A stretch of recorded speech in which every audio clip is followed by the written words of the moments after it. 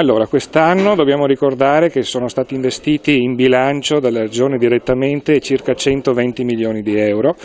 che appunto vanno ad aggiungersi a quelle risorse che negli anni passati hanno iniziato un percorso di realizzazione di opere sia strutturali che di manutenzione, anche perché appunto la manutenzione diventa sicuramente elemento fondamentale per ripristinare capienza soprattutto nella rete secondaria di capacità di invaso per trattenere il più possibile le acque e non appesantire la rete principale che può poi creare rotture arginali o rischi di allagamento. Sì, un bando che vuole appunto incentivare la pulizia dei fossi comunali e privati, dando le risorse per iniziare subito i lavori con la regia di consorzi e bonifica che hanno un quadro delle priorità e che possono sicuramente mettere anche la loro professionalità a disposizione dei comuni stessi. L'idrovia è un'opera sicuramente strategica per quanto riguarda in particolare il nodo idraulico di Padova, di quel territorio centrale del Veneto che sappiamo poi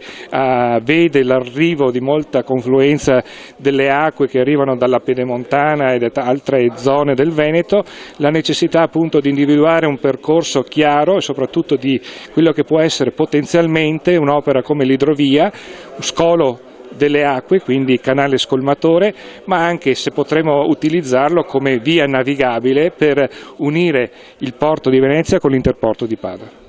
Al di là appunto di certi proclami noi abbiamo la necessità di poter spendere e soprattutto poter pagare le imprese che realizzano queste opere. Per far questo serve disponibilità finanziaria, è quello che speriamo appunto il governo ci possa dare, ma dall'altra parte anche poterle spendere, quindi uscire dal patto di stabilità con queste opere, con queste risorse, perché in questa maniera potremo magari utilizzare anche quel 1.400 milioni che sono bloccati nella cassa centrale, che sono di proprietà della Regione Veneto, che potremo investirli per il nostro territorio.